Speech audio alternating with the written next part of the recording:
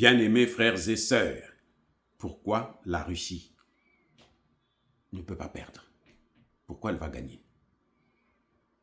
Dites-moi, pourquoi la Russie va gagner cette guerre contre l'Ukraine? Je vous ai dit déjà que ce que fait l'Ukraine, ce sont des opérations spectaculaires. Quand il y a un grand événement en Russie, là par exemple, ils ont frappé au moment où Poutine est à Kazan, au sommet de l'ASEAN. C'est un grand sommet pour Poutine. C'est très important. Il marque. Quand il y a eu le 9 mai, l'indépendance, la victoire de la Russie sur l'Allemagne nazie, l'Allemagne, parce qu'ils sont toujours, peut-être, ils sont toujours, bref. Zelensky avait fait aussi ce cinéma. Quand il y a un événement à l'OTAN, Zelensky aussi fait ça pour qu'on lui donne encore plus d'argent. Il sacrifie son peuple, comme ça il reçoit l'argent. Ce que je veux vous dire, ce que vous voyez que Zelensky est en train de faire là, à Moscou, ce que vous voyez que Zelensky est en train de faire à Moscou, les gens qui se souviennent de l'histoire de la Russie, toute récente, avec Vladimir Poutine, au début de Vladimir Poutine, c'est exactement ce que faisait la Tchétchénie.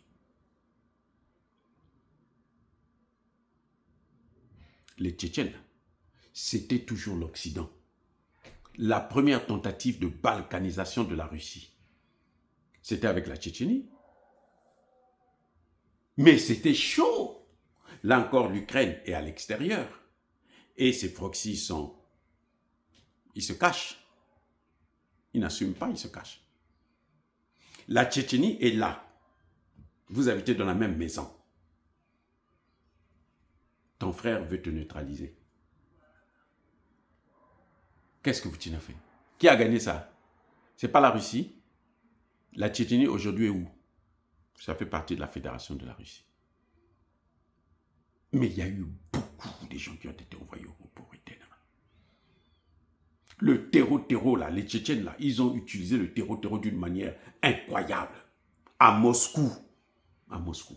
Mais comme l'autre est en train de faire là, la même chose. Il détruit tout, donc la casse. La Tchétchénie aujourd'hui, c'est la Tchétchénie.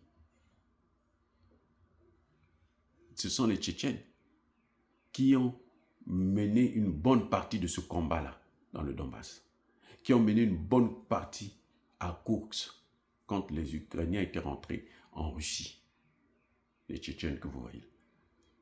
Ils ont dit, la Russie c'est chez nous, vous n'allez pas faire ça. Vous comprenez, non? Les amis, n'ayez pas peur. Parce que si c'est trop grave, l'Ukraine va utiliser l'arme utile. La Russie va utiliser l'arme en question. Ça, il n'y a rien à faire. Mais il ne va pas utiliser ça en Ukraine, il va utiliser ça d'abord en Europe. Et si l'Amérique ose, elle aura sa part. La Tchétchénie, c'était une histoire, mais terrible, très sérieuse. Aussi grave que ce que vous voyez avec l'Ukraine. C'était la Russie qu'il fallait détruire, déstabiliser complètement.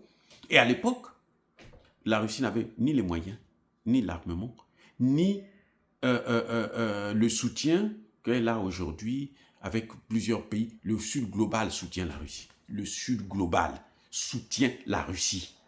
Le Sud global soutient l'Iran. Le Sud global soutient la Chine. Le Sud global est en train de vomir l'Inde. Vous avez compris maintenant, les amis? Donc, ce que vous êtes en train de voir là, c'est du déjà vu. La Russie avait gagné. La Tchétchénie est restée au sein de la Fédération de Russie, comme membre à part entière. Et tout le monde se réjouit. Et tout le monde est fier d'appartenir à la Fédération de Russie. L'Ukraine